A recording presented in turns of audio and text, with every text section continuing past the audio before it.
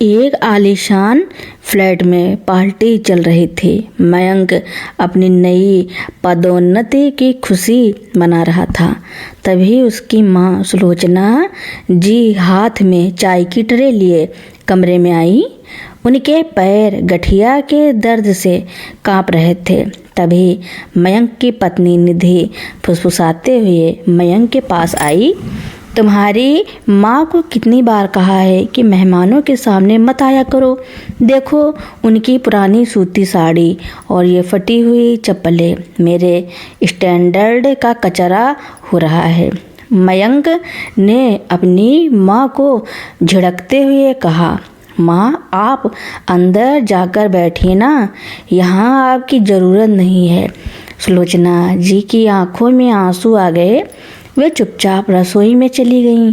उन्हें याद आया वो दिन जब पति की मृत्यु के बाद उन्होंने सिलाई कर करके मयंक को बड़े कॉलेज में पढ़ाया था। पेट काट कर उन्होंने मयंक के लिए ब्रांडेड जूते खरीदे थे ताकि उसे दोस्तों के सामने शर्मिंदा ना होना पड़े। और आज मयंक को अपनी माँ की चप्पलों से शर्म आ रही थी। अगले दिन निधि ने मयंक से कहा, देखो अगले महीने हमें नया घर लेना है, उसकी किस्त बहुत ज़्यादा है। तुम्हारी माँ का ये कमरा हमें खाली करना होगा ताकि हम इसे स्टडी रूम बना सकें। क्यों ना माँ को वृद्धाश्रम भेज दें, वहाँ उन्हें हम उम्र लोग भी मिलेंगे। मयंक पहले तो हिचकिचाया, पर अपनी ऐशो आराम की जिंदगी के आगे उसे माँ का प्यार छोटा लगा। उसने शाम को माँ के पास जाकर कहा, माँ हम शहर से थोड़ा दूर एक बहुत अच्छे रिटायरमेंट होम में आपकी बुकिंग कराए हैं, वहाँ आपकी सेवा के लिए नौकर होंगे। सुलोचना जी समझ गई कि बेटा उन्हें घर से निकाल रहा है। उन्होंने बस इतना पूछा, बेटा क्या उस घर की किस्त मेरी ममता से ज़्यादा महंगी है? मयंक खामोश रहा। सुलोचना जी ने चुपचाप अपना पुराना झोला उठाया और घर छोड़ दिया। जाने से पहले उन्होंने मयंक के हाथ में एक लिफाफा थमाया।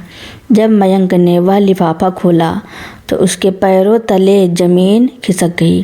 उसमें सुलोचना जी के नाम की एक फिक्स्ड डिपॉजिट के कागज़ थे जिसकी कीमत 50 लाख रुपए थी। साथ में एक छोटा सा पत्र था, बेटा ये पैसे तेरे पिता ने मेरे बुढ़ापे के लिए छोड़े थे।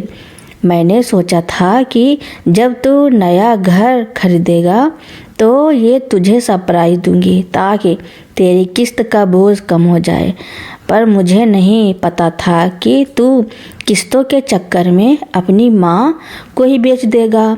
अब इन पैसों से अपनी किस्त भर लेना, पर याद रखना ममता की कोई किस्त नहीं होती। मयंक और निधि पागलों की तरह उन्हें ढूंढने निकले, पर सुलोचना जी कहीं नहीं मिली। वे शायद किसी ऐसे स्कूल में चली गई थी जहां अनाथ बच्चों को उनकी ज़रूरत थी। विजय के शब्दों ने पार्टी में मौजूद हर शख्स को पत्थर बना दिया था। अमन की सांसें अटक गई थी और प्रिया का चेहरा सफ़ेद पड़ चुका था। विजय ने सावित्री जी के पैरों की धूल अपने माथे से लगाई और रोते हुए बोला, मैडम मैं वही विजय हूँ जिसके पास स्कूल की फीस भरने के पैसे नहीं थे।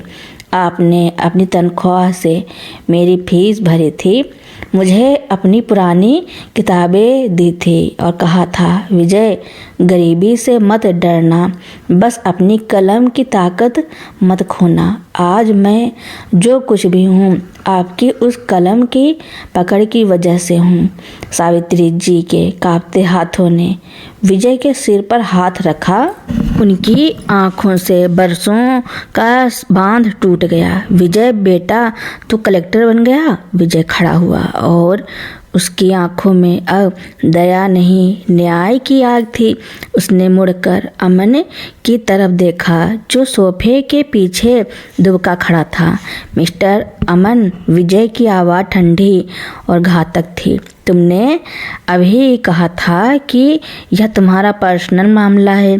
किसी बुजुर्ग को प्रताड़ित करना, उन्हें बंधुआ मजदूर बनाना और उन पर हाथ उठाना पर्सनल मामला नहीं, संज्ञेय अपराध है।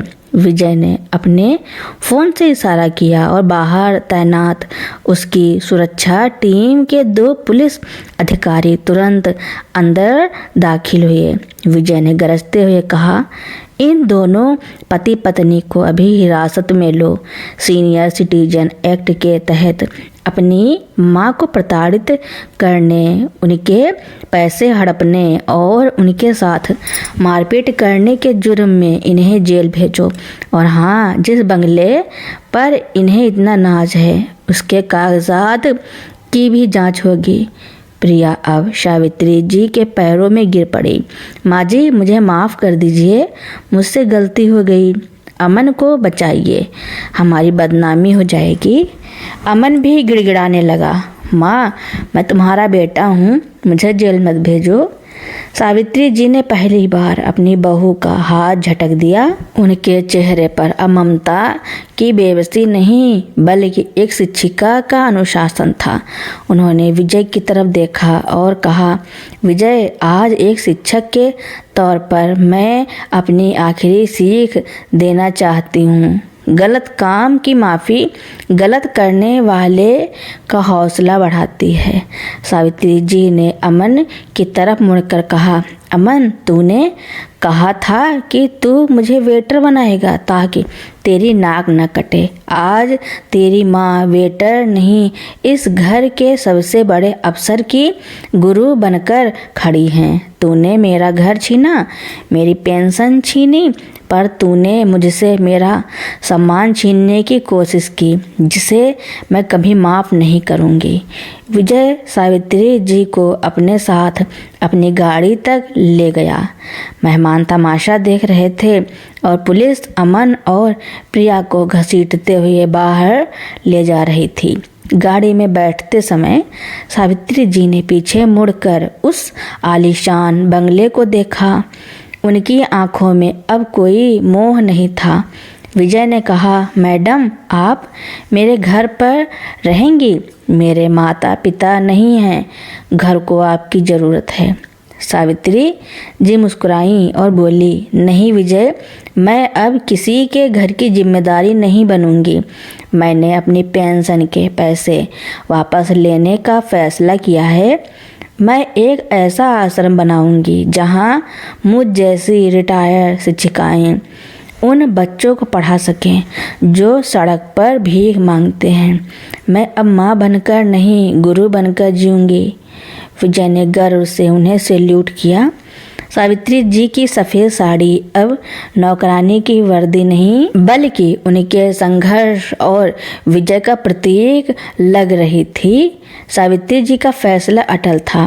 विजय ने उनके जज्बे को सलाम किया और अगले ही दिन कानूनी कार्रवाई शुरू कर दी। विजय के व्यक्तिगत हस्तक्षेप और ठोस सबूतों के कारण कोर्ट ने मात्र 1 हफ्ते के भीतर अमन के बैंक खातों को फ्रीज कर दिया और सावित्री जी की पेंशन के पैसों से खरीदा गया वह बंगला कुर्क करने का आदेश दे दिया। अमन और प्रिया अब सड़क पर थे। उनके पास न घर था, न ही वह रुतबा। शहर के जिस समाज में वे अपनी नाक ऊंची रखते थे, आज वही लोग उन्हें थू थू कर रहे थे।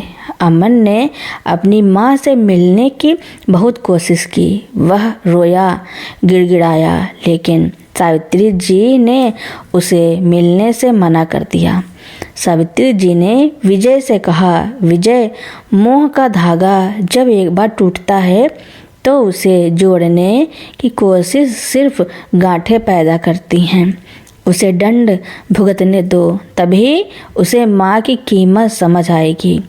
सावित्री जी ने अपने वापस मिले पैसों और कुछ पुराने छात्रों के सहयोग से शहर के बाहरी इलाके में एक छोटा लेकिन सुंदर आश्रम बनवाया, जिसका नाम रखा गया सावित्री धाम, ज्ञान का आंगन। यह कोई साधारण आश्रम नहीं था। यहाँ 2 तरह के लोग रहते थे। वैसी बुजुर्ग महिलाएं जिन्हें उनके बच्चों ने छोड़ दिया था, वे अनाथ बच्चे जो पढ़ना चाहते थे पर उनके पास साधन नहीं थे। सावित्री जी ने उन बुजुर्ग महिलाओं को फिर से शिक्षक बना दिया। हर बुजुर्ग महिला को 2 बच्चों की जिम्मेदारी दी गई। वे बच्चे उन्हें दादी कहते और बदले में वे महिलाएं उन्हें संस्कार और शिक्षा देती। सावित्री जी का वह कांपता हाथ अब बर्तन नहीं घिसता था, बल्कि बच्चों की कॉपियों पर शाबाश लिखता था। 1 साल बीत गया। सावित्री धाम का नाम पूरे राज्य में फैल गया था। एक दोपहर आश्रम के गेट पर एक फटे हाल व्यक्ति खड़ा था। उसके बाल बढ़े हुए थे और चेहरे पर गहरी हताशा थी। वह अमन था। जेल से छूटने के बाद उसे कहीं नौकरी नहीं मिली और प्रिया उसे छोड़कर अपने मायके चली गई थी। वह दूर से अपनी माँ को देख रहा था। सावित्री जी एक पेड़ के नीचे बैठी बच्चों को कहानी सुना रही थी। उनके चेहरे पर वही पुराना तेज और सुकून था जो रिटायरमेंट वाले दिन था। अमन की हिम्मत नहीं हुई कि वह अंदर जाकर माँ के पैर छू सके। तभी विजय वहाँ अपनी सरकारी गाड़ी से उतरा। उसने अमन को पहचान लिया। विजय ने उसके पास जाकर धीमे स्वर में कहा, मिस्टर अमन, जिसे तुम लावारिस बुढ़िया कहते थे, आज देखो वह हजारों बच्चों की वारिस बनी बैठी है। तुमने एक माँ खोई पर उन्होंने हजारों बेटे पालिए। अमन फूट फूट कर रोने लगा। उसने अपनी जेब से एक मुड़ा थोड़ा कागज निकाला। वह उसकी पहली कमाई थी, एक छोटी सी मजदूरी के 500 रुपये। उसने वह कागज़ विजय को दिया और कहा, साहब, इसे बच्चों की पढ़ाई के दान पात्र में डाल दीजिएगा। माँ से मत कहिएगा कि किसने दिया है, वरना शायद वो इसे छुएंगे भी नहीं। अमन वहाँ से चुपचाप चला गया। उसे पता था कि कुछ गलतियाँ ऐसी होती हैं जिनका सुधार मुमकिन नहीं होता, सिर्फ पछतावा ही उनका प्रायश्चित है। सावित्री जी ने खिड़की से अमन को जाते हुए देखा। उनकी आंखों में एक पल के लिए आंसू आए, पर फिर उन्होंने उन्हें पोंछ लिया और मुस्कुराकर अपने शिष्यों से कहा, चलो बच्चों, आज का पाठ शुरू करते हैं। स्वाभिमान ही सबसे बड़ी पूंजी है।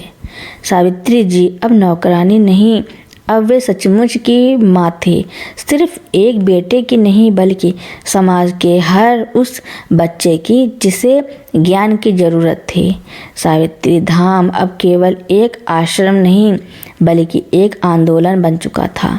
सावित्री जी ने अपने जीवन के इस नए अध्याय में एक बहुत बड़ा बदलाव लाने का फैसला किया। उन्होंने विजय की मदद से एक लीगल सेल की शुरुआत की।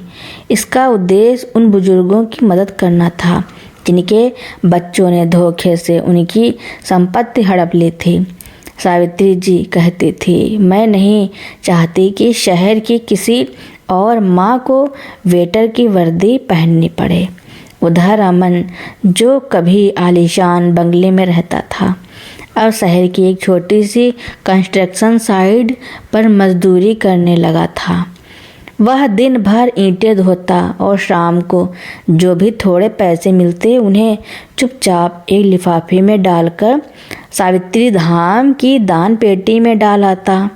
उसने अपना नाम गुप्त रखा था और खुद को एक गुनहगार के रूप में दर्ज कराया था। एक दिन कंस्ट्रक्शन साइट पर एक बड़ा हादसा हो गया। ऊपर से गिरते हुए लोहे के भारी बीम के नीचे एक छोटा बच्चा आने वाला था। अमन ने अपनी जान की परवाह किए बिना छलांग लगाई और बच्चे को धक्का देकर दूर फेंक दिया, लेकिन वह भारी बीम अमन के पैरों पर आ गिरा। जब अमन को अस्पताल ले जाया गया तो उसकी हालत गंभीर थी। डॉक्टरों ने कहा कि उसके बचने की उम्मीद कम है। विजय को जब इस बहादुरी के किस्से का पता चला तो वह तुरंत अस्पताल पहुंचा। वहां उसने देखा कि वह बहादुर मजदूर कोई और नहीं बल्कि अमन था। विजय ने तुरंत सावित्री जी को फ़ोन किया। मैडम, अमन अस्पताल में है। उसने एक बच्चे की जान बचाने के लिए अपनी जान जोखिम में डाल दी। उसकी आखिरी इच्छा आपसे मिलने की है। सावित्री जी का दिल एक पल के लिए धड़कना भूल गया। कठोरता की परतें ममता के सामने पिघलने लगी। वे तुरंत अस्पताल पहुंची। अस्पताल के बेड पर अमन पट्टियों में लिपटा हुआ था। जैसे ही उसकी नज़र सावित्री जी पर पड़ी, उसकी आंखों से आंसू बह निकले। उसने कांपते हुए अपनी माँ का हाथ पकड़ने की कोशिश की। अमन रूंधे गले से बोला, माँ, क्या अब भी मैं तुम्हारा बेटा कहलाने के लायक हूँ? मैंने उस दिन तुमसे कहा था कि बर्तन मांजने से सेहत बनती है। देखो, आज ऊपर वाले ने मुझे मेरी औकात दिखा दी। मैंने मरते हुए एक बच्चे को बचाया, माँ, ताकि शायद भगवान मुझे माफ़ कर दे। सावित्री जी ने अमन का सिर अपने सीने से लगा लिया। उनकी ममता जीत गई थी। उन्होंने रोते हुए कहा, बेटा, माँ का दिल कभी अपने बच्चे के लिए पत्थर नहीं हो सकता। तूने एक मासूम की जान बचाकर अपने सारे पाप धो लिए हैं। अमन के चेहरे पर एक अजब सा सुकून था। उसने मुस्कुराते हुए अपनी माँ की गोद में आखिरी सांस ली। उसने अपनी माँ के हाथों में दम तोड़ा, वही हाथ जिन्होंने उसे चलना सिखाया था। अमन की मृत्यु के बाद सावित्री जी ने उसके द्वारा गुप्त रूप से दान किए गए पैसों से आश्रम में एक प्रायश्चित पुस्तकालय बनवाया। वहाँ उन्होंने अमन की एक छोटी सी तस्वीर लगाई, जिसके नीचे लिखा था, भटका हुआ बेटा जो लौटकर अपनी माँ की ममता में समा गया। प्रिया को जब अमन की मौत और सावित्री जी के बढ़ते सम्मान का पता चला तो वह वापस आने की कोशिश करने लगी, लेकिन इस बार सावित्री जी ने उसे दरवाजे से ही लौटा दिया। उन्होंने शांत स्वर में कहा, प्रिया, सजा और माफ़ी केवल इंसानों के लिए होती है, उन राक्षसों के लिए नहीं जो रिश्तों का कत्ल करते हैं। जाओ और अपनी नई दुनिया ढूंढ लो। इस धाम में सिर्फ पवित्र आत्माओं की जगह है।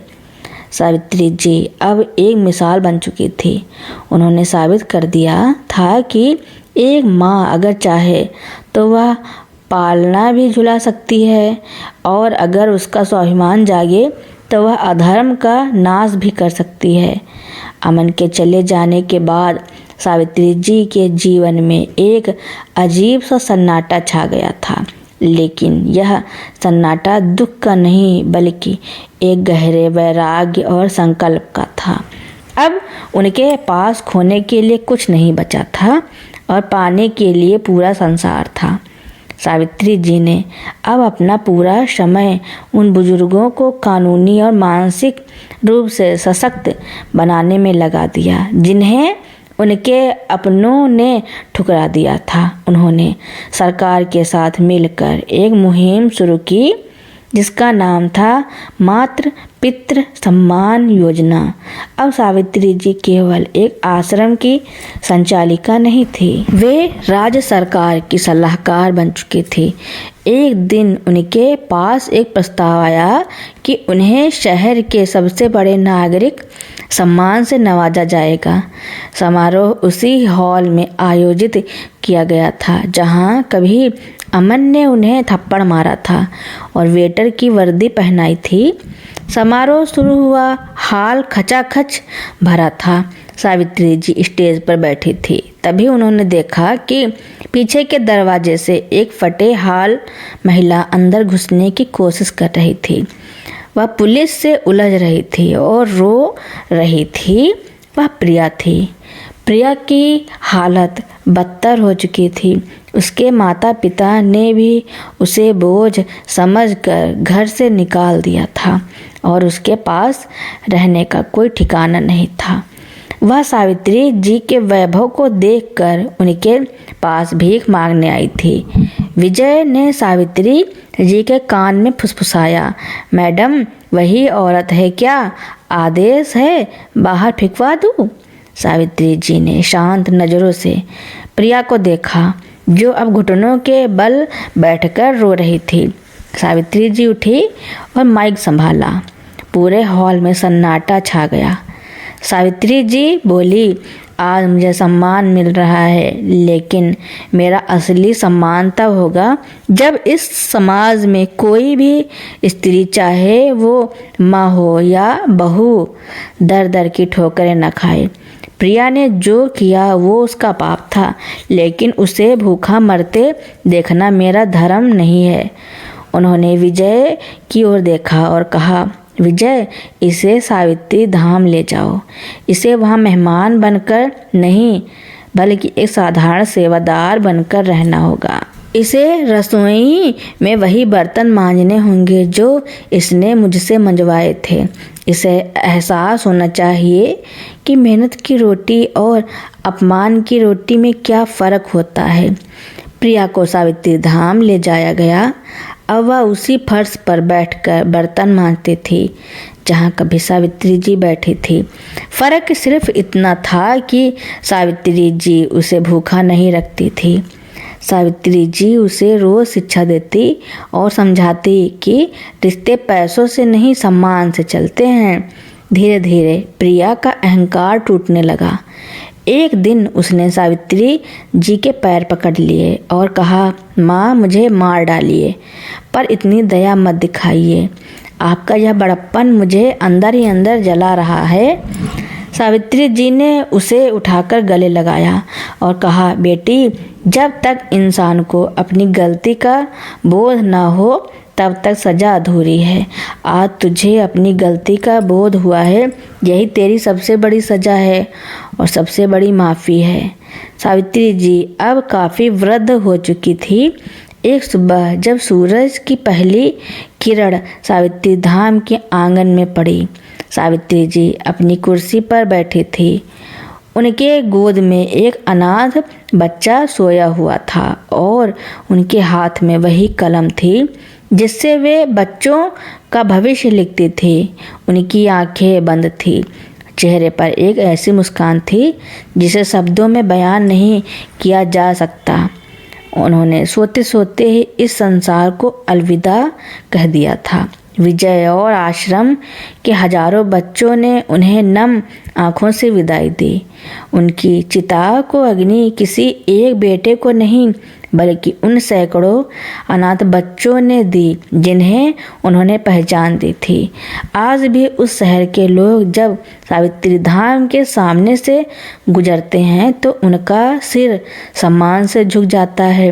वहाँ गेट पर एक पत्थर लगा है जिस पर लिखा है, माँ हूँ मैं, अब किसी की गुलाम नहीं, शिक्षा की लौ हूँ जिसका कोई विराम नहीं। तो दोस्तों, मेरी कहानी सुनने के लिए आपका बहुत बहुत धन्यवाद। ऐसी ही कहानियाँ सुनने के लिए मेरे चैनल को लाइक, कमेंट, शेयर, सब्सक्राइब एवं बेल आइकन का बटन दबाना न भूलना, ताकि मेरी नई नई कहानियाँ आप तक पहले ही पहुँचती रहें।